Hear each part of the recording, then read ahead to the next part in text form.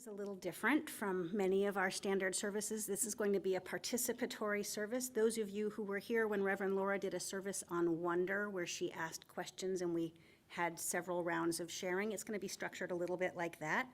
And our theme today is Earth Day, because that was yesterday, April 22nd, is celebrated as Earth Day both here in the United States and in many other countries, although some countries celebrate it on the spring equinox. It's a day when we do all kinds of different things to show that we care about our planet.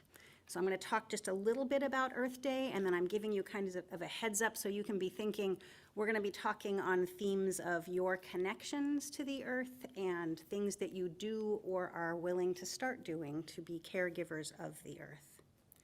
So many of you may know the first Earth Day was celebrated in 1970. Before, there was a Clean Air Act, a Clean Water Act, an Endangered Species Act, or an Environmental Protection Agency. And it came about because a United States Senator from Wisconsin, Senator Gaylord Nelson, organized a national demonstration to raise awareness about these and other environmental issues. Senator Nelson had been thinking about creating something like Earth Day for nearly a decade before it became reality. In 1970, rallies took place across the United States, and by the end of the year, the U.S. government had created the Environmental Protection Agency, or EPA. By 1990, the 20th anniversary of Earth Day, it was an event celebrated by more than 140 countries around the globe. And according to the Earth Day Network website, it is now celebrated by over 1 billion people in more than 190 countries. Of course, we know that creating the EPA and legislation to protect water, air, and endangered animals did not fix all of the environmental problems that we face. So Earth Day is a time not just to celebrate what we have done, although it is worth celebrating, but also about encouraging us to do more. There's a slogan that you probably have heard, "Every day is Earth Day." And while I do believe that, and I try to live in earth-friendly ways every day of the year, I also think it is worth having a special day to celebrate the Earth and to remind ourselves of why it matters that we take good care of this planet that is home to us and to so many other kinds of life. As Unitarian Universalist, our seventh principle affirms that we respect the interdependent web of life of which we are all a part.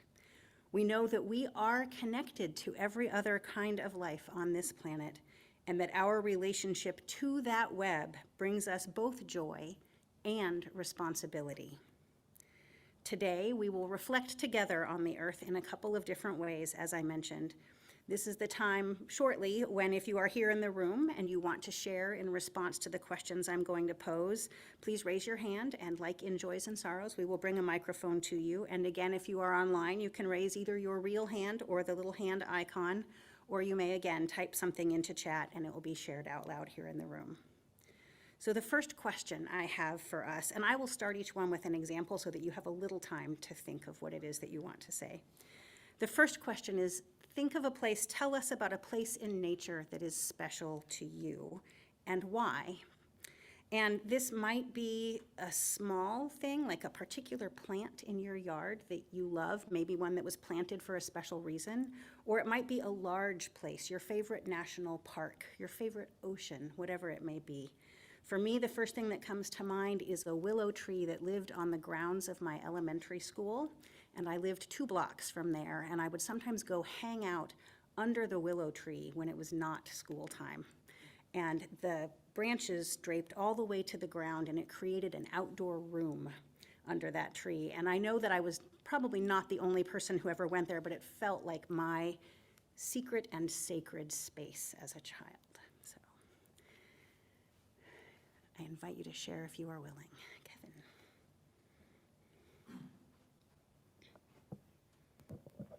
I'm Kevin.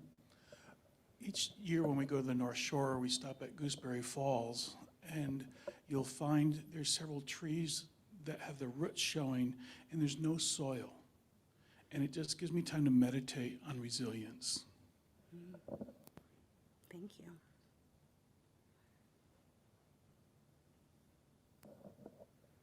I'm Lynn. My story is also about a tree. When I was 4 years old, my parents built a house on our grandparents' farm, and they didn't have much money. They had to do a lot of the work themselves. And I remember Mother going down into the timber, which surrounded the house on two sides, and bringing back a young maple tree, a sapling. And she planted that in the front yard, and it became the most beautiful tree. Well, when Mom moved up here after Dad died, she brought a child of that tree with her, a little sapling. And we planted it in our backyard, and it grew into a beautiful tree. So then we were moving 6 years ago, and I took a little sapling that had sprouted up from that tree and brought it to our new house and planted it in the backyard, and it's growing just beautifully. So that connection that goes all the way back to my childhood is just so important, and I love the tree dearly. I love that there are connections between generations in your family and generations in the tree family. That's lovely. My name is Marilyn, and my place is a connection with my parents and also so much of the issues of the environment, and that is South Padre Island with the ocean and the commercialization and the big houses being built, and yet there's a huge turtle rescue that has been expanded since I went there. There's a birding place now, and so the power of the ocean always draws me, but the conflict between commercialization and the environment is very evident there.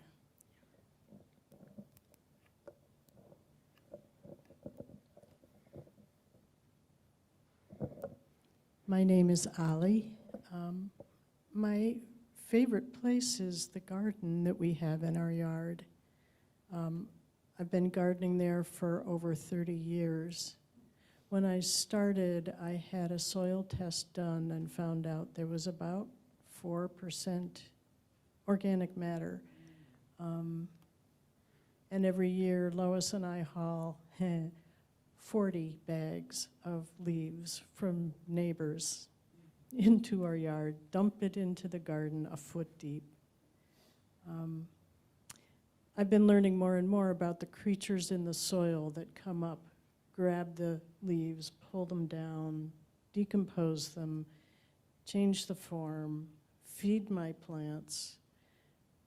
A couple of years ago, the soil test showed we're up to 25% organic matter now. And if you dig down, it's well over a foot deep.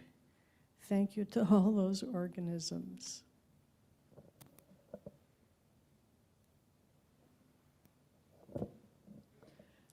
I'm Beth again, and my dearest place is the one I had to leave. The place, it was already a beautiful spot when we built our house there. It was lush woods, majestic oaks, cedars, elms, and then we planted a lot of pines and spruce. And after Larry died, we planted a memorial tree, and I kept thinking of that tree when I was packing up and getting ready to leave the place, that we were leaving that, I was leaving that tree behind, but really makes you think about how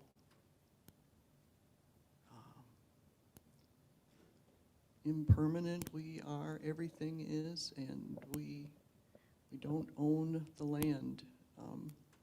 Although I sure felt like I did when we were there. It really felt like our special place. And anyway.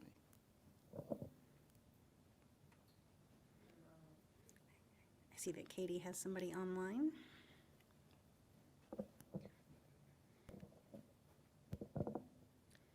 Janice shares from online.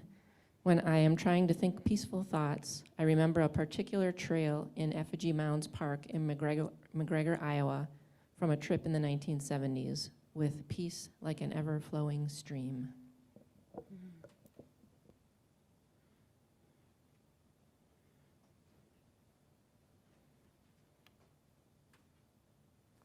I'm Roger. I went with a friend to see the Stone Arch Bridge, St. Anthony Falls, the power of the Mississippi flooding. And then we went up to the Coon Rapids Dam and saw it up there too. And in my younger days, more than once, I got out with all my ambition too early in the spring on flooded rivers in my canoe and had life-altering experiences. When I'm looking at these powerful waters now, I just imagine myself in a canoe out there. And I think, that saying about going to hell in a handbasket, I think, no, it's going to hell in a canoe.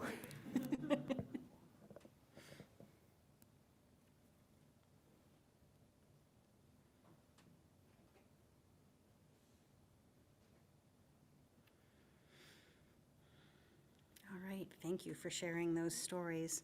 For those of you who didn't share, I hope that you are imagining a place dear to your heart in the natural world. So from that place of connection and love, our next question is about what are some of the things that we already do to take care of the earth or plants or animals? We've heard about adding leaves that the neighbors would have maybe not used productively into the garden to increase the soil health. What are some other things that we can share with each other? Maybe we will learn something new from each other this morning.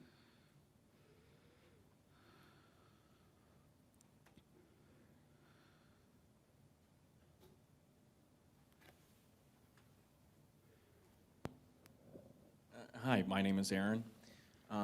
One of the things that we've been doing for several years now is composting, right? And so I've been teaching my boys about composting all of our organics from the kitchen, and they make a point to bring it to the compost heap, and we utilize that in our garden every spring, and looking forward to doing so again this year. Great.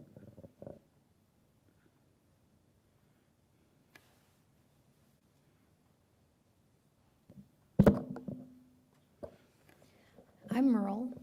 We are not gardeners. We are travelers. And one of the things we have found with traveling is we carry dishes and silverware and cups so that when we stay at a hotel, we aren't using styrofoam. And it's one of those simple things that we've just come to do. Great.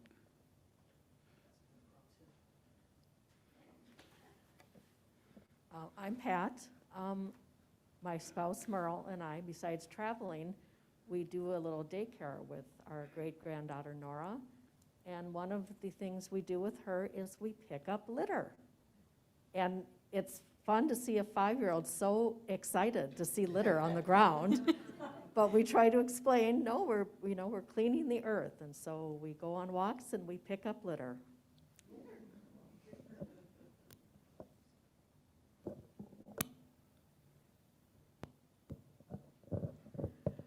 I'm Lois, and we've been recycling for years, and trying to make sure that we do the proper sorts here and there as the various companies change hands and plans. And we recently, our Columbia Heights community recently switched from waste management, not a good company, to Walters. And, recycling hasn't changed, but their trash pickup requirements have.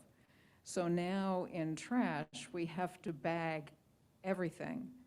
Well, we hate plastic bags. We don't want to add them into the environment any more than they already have, which is a horrendous amount. So we use recyclable leaf bags to put our garbage into so that they can be taken without spilling out when they dump the trash cans. So it's yet another step that we have taken on to keep things cleaner and healthier.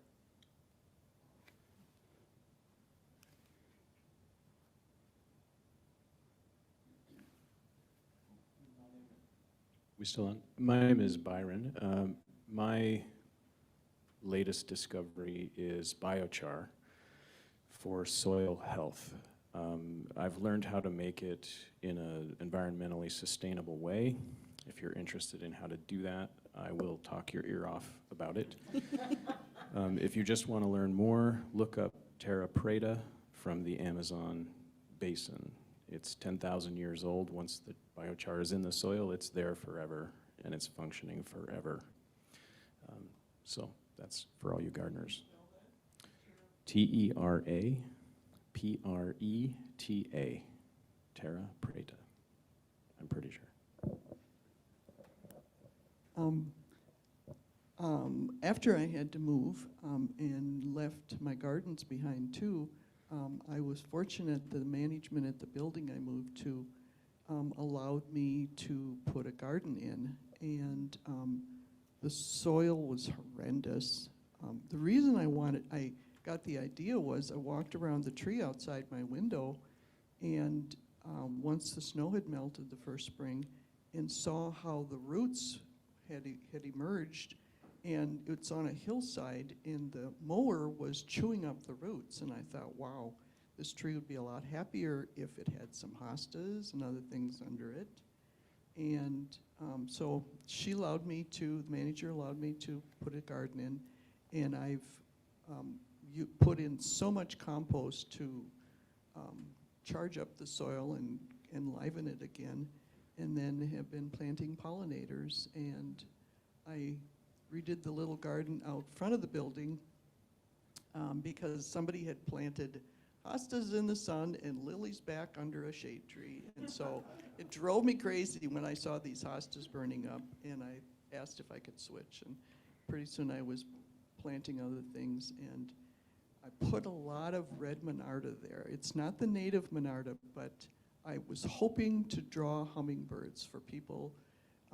The more people notice nature, I think, the more the joy, leads to more respect and attention. So.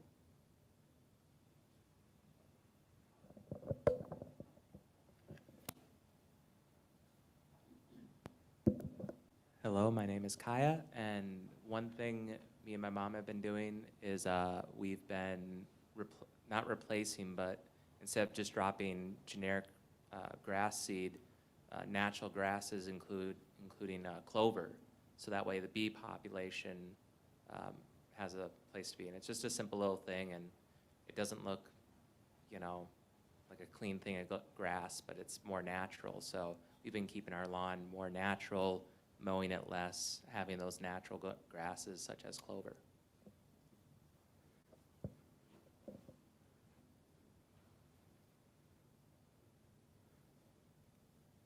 Anything online? Nope. Okay. We have time for one more question, I think, and I'm going to invite us to go from that, what we are currently doing, to think about what we might add to our routines to take just that little bit more care for the earth. Maybe it's something you just learned about from somebody else here in the congregation, or maybe you learned it somewhere else. But I wonder, what one thing might you commit to doing to be a good caretaker of the earth? And I'll start with my example. So my wife and I bought a house last summer, and so we're still kind of just learning the land and the plants there. But we are committed to doing pollinator-friendly local plantings and making our yard as healthy as our little urban tiny lot can be.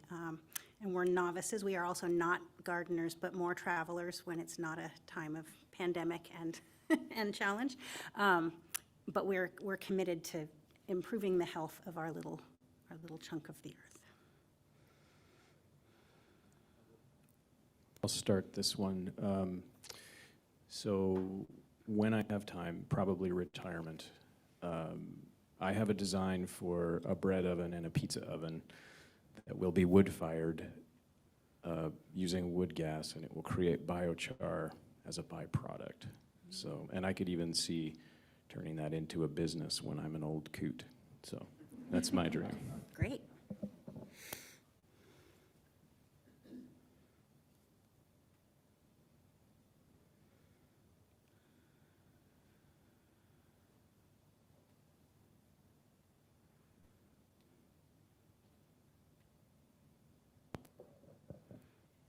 I am a gardener, and one of the things that I love the most are my shrub roses, which are just gorgeous until the Japanese beetles arrive. But I have pledged, and I'm working really hard to keep to this, never ever to use poisons on my plants, even for Japanese beetles, which is really, really, really tempting. So I go out 2 or 3 times a day with my bucket of soapy water and pick the darn things off and drop them in. And when my 4-year-old granddaughter is there, she loves to help. It's one of her favorite things. Great. You're getting her trained young.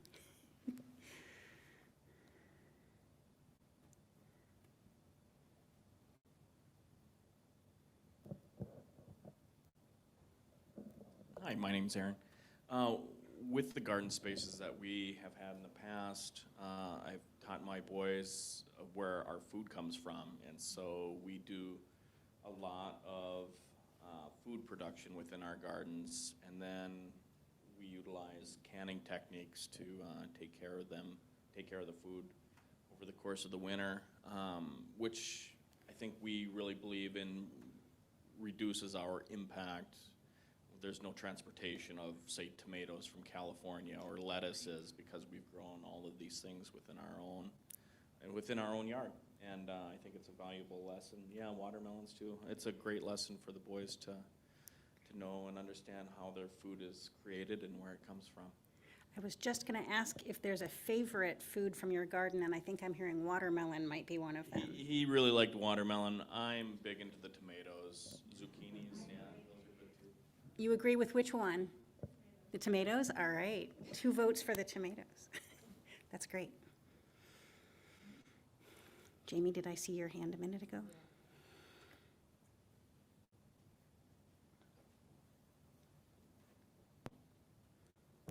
Well, I'm not thinking too far into the future these days because of my health situation, but may in the future.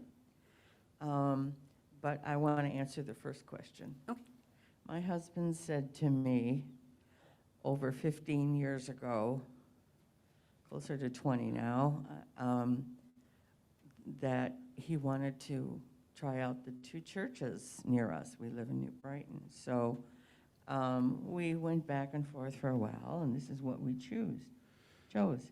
And so we weren't going to our home church, the First Unitarian Society, very much since we moved up here because we had a big yard, a big gardens and stuff, you know, and that just took a lot more work. So anyway, but I find out later that one of the reasons he wanted to do that is that he wanted to be more sustainable in our choice of church, which that church at the time was 2 miles from our house, and still is pretty much.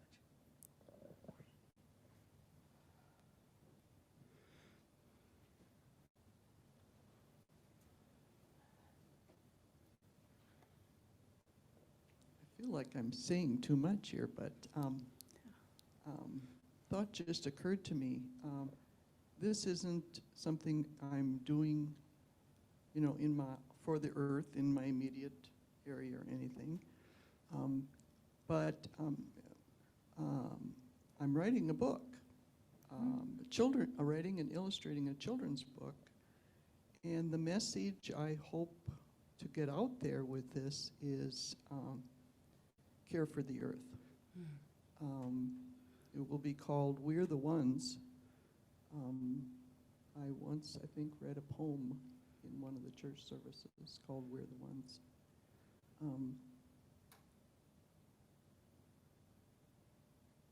That we're the thinking creatures on the planet. We're the privileged ones who have a lot of power, but it's parents who, in the story, are trying to get this message to their little girl who has found a baby turtle she wants to keep. And it's a real challenge for me to figure out how for them to get that message across in a way that will work in a children's story. Right. But I hope I'm up to the challenge. I look forward to seeing that when it's done.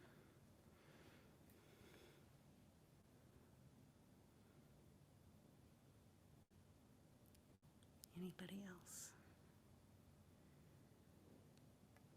All right, well, thank you all for sharing this morning. We've explored our connection to and responsibility for the earth in ways that I hope involve both our hearts, remembering parts of the earth that are extra special to us, and our heads, thinking about how we can be good stewards, good caregivers for the earth and for all the life that lives on this planet with us.